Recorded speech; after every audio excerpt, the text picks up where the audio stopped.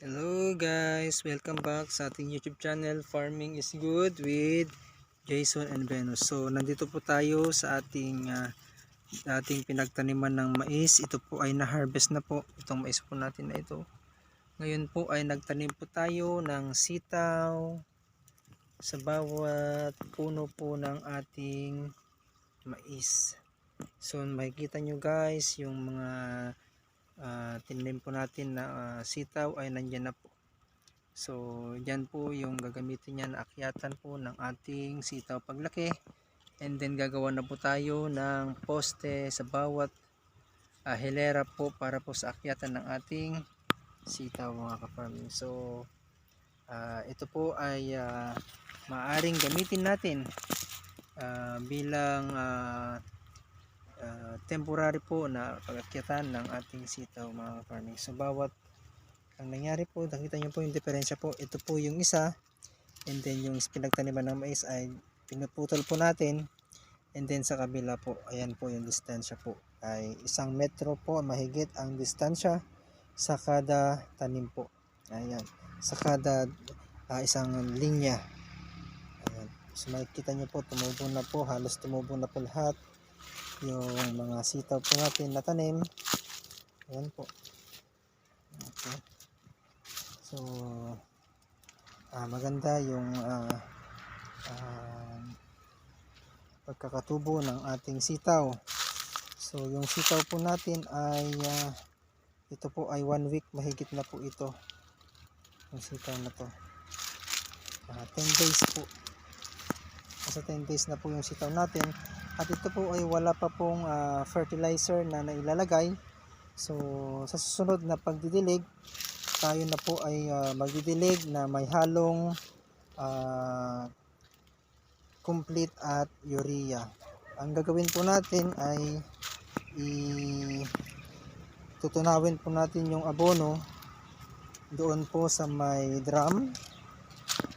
So and then saka po natin ito ididilig. So doon po sa drum na yon, tutunawin po natin yung abono para pangdilig sa kada puno po ng sitaw po natin. So ayan po, nakikita nyo po lahat po yan ay may tanim po na sitaw. Ang pagbabalag naman po ay next na lang po ito, susunod pa lang pag malaki-laki na po yung ating sitaw. So ayan, napapansin nyo po yung diferensya po ng distansya ng ating pagtatanim ng sitaw. So expected date po ng pag-aani po nito, kung sakali po ay nasa buwan po ng last week of April, May, ayan, diretso na po yan. Basta maganda po ang alaga ng pagpapatubig at paglalagay po ng manure at ng abono. So ayan po.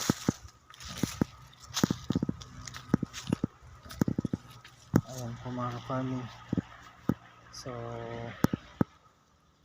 ang linya po nito ay 1, 2, 3, 4, 5, 6, 7, 8, 9, 10, 11, 12, 13. So 13 po na linya yung nataniman po natin. Ayan po. So ang weather po natin ngayon ay summer, pa-summer na po. 1 ng Marso. So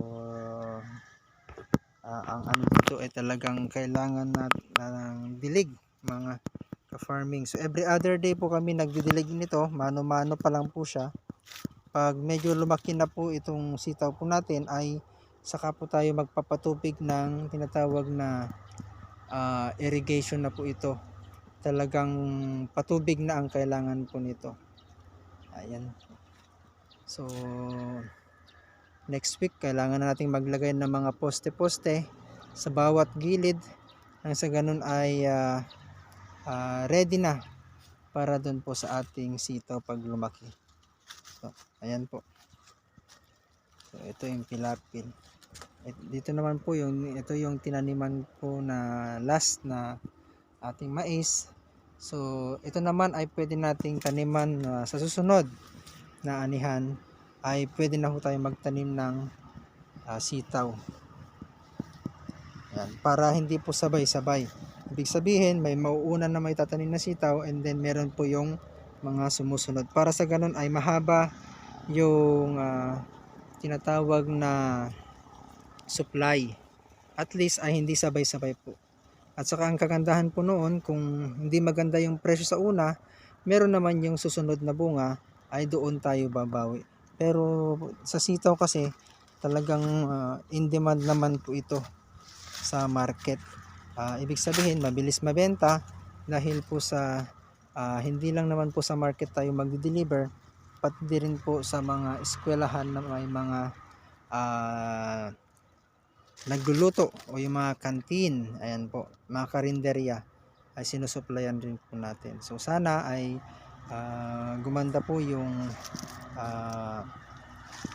paglaki nito hanggang sa pamumulaklak, pamumunga, at sana ay may magandang presyo. So shout out nga po pala sa mga bagong YouTube subscriber po natin. So wag po kalimutan guys na suportahan lahat ng mga farmer, na mga vlogger and YouTuber, mga ka-farming. Subscribe po tayo, pa-like and watch po, and then pa-share na rin po. So ito po ay ginagawa natin bilang isang educational mga tinatawag na mga kaalaman, dagdag kaalaman para po sa mga bago pa lang po magtatanim ng mga sitaw. So ayan po ang ginawa nating diskarte pagkatapos magtanim ng mais, ay pwedeng taniman ng sitaw, mga ka-farming. So maraming salamat sa pag-subscribe. Please like and share po. Farming is good with Jason and Venus. Maraming salamat and God bless po sa ating lahat.